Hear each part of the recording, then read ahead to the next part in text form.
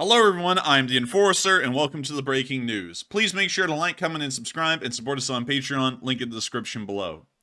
Today, breaking news has surfaced that the United States started to discover an emerging threat posed by the Russian armed forces, as well as the Russian Federation as a whole. At that time, there was not anything known about what was going on or what this threat may be, rather than the fact that the United States had announced that a new spaceborne threat may have been found, and that this was the cause of the Russian armed forces and the Russian Federation. As time started to move on, the National Security Advisor, Jake Sullivan, started to suggest that the United States should declassify this intel on the matter and begin to disseminate it to the public in the United States, as well as allies around the world. It appears that this was possibly heated a little later on, but at this time, this statement just stood as a standalone statement. It really didn't add or corroborate to much. But as time started to move on forward, we started to hear that there was a little bit more info that was coming out about what was really happening. And the United States government finally confirmed that the threat that they were speaking of is apparently a space-borne threat, a space-based threat by the Russian military. That it poses, not only that, a severe risk to the national security of the United States of America. Then, a little bit later on, we finally got news just about 30 minutes ago declaring that the United States may have the situation under control, although we still had no idea what the real threat actually was. And there were still many people, both in the United States and outside the United States, that were wildly speculating about what this real threat may be and what kind of national security issue could be created by the Russians, and only a mere matter of hours after finding out this information. Nevertheless, the United States has finally put out a lot more information just in the past 15 to 20 minutes about what this threat really is. And this takes us all the way back to Moscow, where this decision may be underway by the Russian government at the moment. The Russians are planning on launching from the Baikonur Cosmodrome inside of Kazakhstan a nuclear weapon into Earth's orbit. This nuclear weapon will stay in low Earth or mid-Earth orbit until it is ever used, or until it is actually needed. This is something that has been a little odd. There are many treaties around the world that actually forbade the use of orbital nuclear weapons platforms of any nature or any kind, and so the idea of using one of these is actually something that is not only forbidden, but it's also something that goes back around 40 years, because those treaties that I'm talking about came about during the late 1970s and the early 1980s. Beyond that, however, we also have some additional news on what these nuclear systems, what this nuclear weapon would actually be used to do. Up until right now, when filming started, it was understood that this nuclear weapon may be used for a preemptive strike against any nation around the world. Maybe even the United States, the United Kingdom, France, or any other nation that possesses a nuclear weapon. Having a nuclear weapon in Earth's orbit actually severely decreases the reaction time that a country has to the launch of a nuclear weapon. In particular, for the United States of America, the normal estimated time for an intercontinental ballistic missile to reach its target inside the United States from its launch site within the Russian Federation is approximately 15 minutes. With a weapon in low Earth orbit, that could be cut down to around 3 minutes, meaning that there is literally no time, reasonable amount of time, for the United States government or the military to react to the incoming nuclear weapon, and it will be able to strike far ahead of any real reaction by the US government. This is something that was very serious and very concerning, but we're starting to find out that the use of this nuclear weapon is a lot more abstract than a direct strike onto Russia's adversaries around the world. We're now finding out, according to the US Department of Defense, that this nuclear weapon is most likely going to be used against satellite stations in Earth's orbit, instead of on a direct strike on a territory or a nation around the world.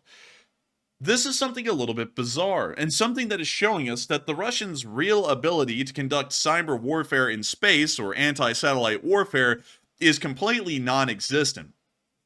The Russians plan, at this moment from what we assume, to use the nuclear weapon to get close, or in proximity, probably several miles, towards a national satellite, either operated by the United States or one of our allies, and then detonate the nuclear weapon in orbit, pretty much either throwing that satellite out of its alignment or orbit, making sure that it's mostly unusable for its original intended purpose, or it may actually attempt to destroy the satellite. Nuclear weapons also produce an electromagnetic pulse, which would also knock out the satellites anyways, regardless whether they were knocked out of orbit or completely destroyed. All of this is something that could hold the world hostage. Really, anyone that has any kind of a satellite in orbit may actually be affected or have their satellites destroyed or knocked out by this nuclear warhead that will now be orbiting the Earth if this does occur. Not only that, another thing that it's showing us is that there is a severe lack within the Russian Federation of any real kind of a space force that can go up and deal with these enemies, well, in their mind, alleged enemy satellites like the United States, the United Kingdom, France, the European Space Agency, or any other nations around the world. In the United States, the U.S. Space Force specifically deals with orbital warfare, which means going up and engaging enemy satellites and knocking them out either by directly coming in contact with them or shutting them down through some kind of a cyber warfare means, pretty much shutting down their connection in between their ground control station and the satellite in orbit. This is a fairly expensive and in-depth process, and something that requires an entire branch of the U.S. Armed Forces to be able to conduct and operate. Before this, those operations were actually undertaken by the United States Air Force. Now it is being undertaken by the United States Space Force. Nevertheless, it appears that the Russians have a complete lack of any kind of an ability to actually knock out a satellite effectively like the United States Space Force could. And this is bringing around the Russian Federation to try and use something that is archaic, incredibly dangerous, and not only that, could actually pose massive issues not just for military satellites, but also commercial satellites worldwide.